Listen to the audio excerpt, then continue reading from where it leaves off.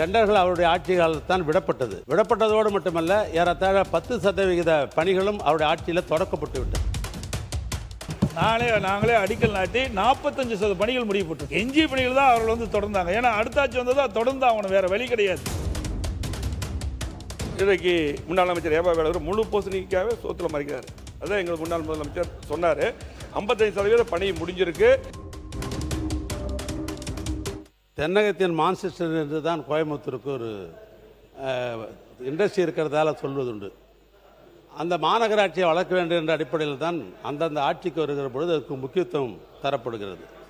அந்த வகையில் தான் மாண்புமிகு நம்முடைய எடப்பாடி அவர்கள் முதலமைச்சராக இருக்கிற பொழுது தான் இந்த அவிநாசி பாலம் என்பது அவருடைய ஆட்சி காலத்தில் தான் திட்டங்கள்லாம் தீட்டப்பட்டு டெண்டர்கள் அவருடைய ஆட்சி காலத்தில் தான் விடப்பட்டது. விடப்பட்டதோடு மட்டுமல்ல, ஏறத்தாழ 10% பணிகளும் அவருடைய ஆட்சியில் தொடக்கப்பட்டு விட்டது. அந்த நிலையில் தான் தேர்தல் வந்தது. ஆட்சி மாற்றம் வந்த உடனே திராவிட மாடல் ஆட்சி ஏற்பாடு செய்யப்பட்டது. இதே சட்டமன்றத்திலே அவர் நெடுஞ்சாலைத்துறையிலே அவர் பேசுகிற பொழுது நான் ஒரு விளக்கமே சொல்லியிருக்கிறேன். உங்களுடைய ஆட்சி காலத்தில் நீங்கள் தான் தொடக்கி வச்சிங்க, அதில் ஒன்றும் மாற்று கருத்து அல்ல. உங்களுக்கு ஆட்சியில் தான் டெண்டர் விடப்பட்டது, அதுலேயும் மாற்று கருத்து அல்ல. ஆனால் 10% வேலைகள் தான் பணி ஆற்றியிருக்கிறீங்க.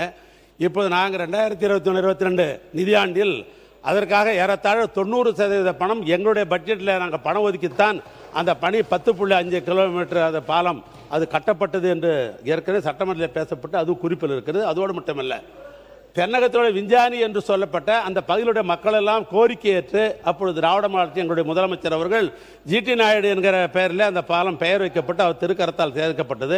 அதை பாராட்டுவதற்கு மனம் இல்லைன்னா கூட நம்முடைய மாண்புமிகு வேலுமணி அவர்கள் சில நேரத்தில் சொல்லுவாங்க பீன் டீம்னா அது எனக்கு என்னன்னு புரியல. இன்னைக்கு தான் எனக்கு தெரியுது வேலுமணி பேசுகிற போது பீன் டீம்னா என்னன்னு. அவைக்குள் நீக்குகிறேன். மாண்புமிகு பொதுப்பணித்துறை அமைச்சர் அவர்கள் பதில் சொல்லிட்டேன். நானே சொல்லிட்டேன் உங்களுக்கு. மாண்புமிகு முன்னாள் முதலமைச்சர் எடப்பாடி கே பழனிசாமி அவர்கள். மாண்புமிகு பேரவைத் தலைவர்களே, கோவை மாநகரம் வளர்ந்து வருகின்ற மாநகரம், போக்குவரத்து நெரிசல் இருக்கக்கூடாது என்பதற்கு தான் அவனாசியில் 10 கிலோமீட்டர் நீளமுள்ள மிகப்பெரிய பாலம் 1652 கோடியில் நாங்களே அடிக்கல் நாட்டி 45% பணிகள் முடியப்பட்டு எஞ்சிய பணிகள் தான் அவர்கள் தொடர்ந்தாங்க. ஏன்னா அடுத்த ஆட்சி வந்ததா தொடர்ந்து அவனுக்கு வேற வழி கிடையாது. அதில் 3ஆம் கூட்டுக்குடி திட்டத்தை நாங்கள் நிறைவேற்றணும். அவருடைய துணை முதலமைச்சர் போய் திறந்து வச்சார். அதுதான் நிலப்பாடு. அதோட மேற்கு புறவழிச்சாலை, பல திட்டங்கள், பல பாலங்கள் உருவாக்கியது அதிமுக ஆட்சியில், பல பூங்காக்கள் உருவாக்கியது அதிமுக ஆட்சியில் தான். மாண்புமிகு பொதுப்பணித்துறை அமைச்சர்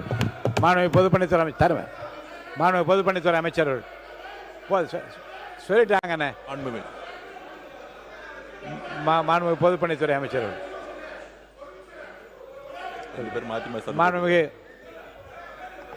பாருங்க. நீங்க மாண்புமிகு பேரவைத் தலைவர்களே, இன்றைக்கு முன்னாள் அமைச்சர் ஏபா வேலூர் முழு பூசணிக்காவே சோத்துல மறைக்கிறார்.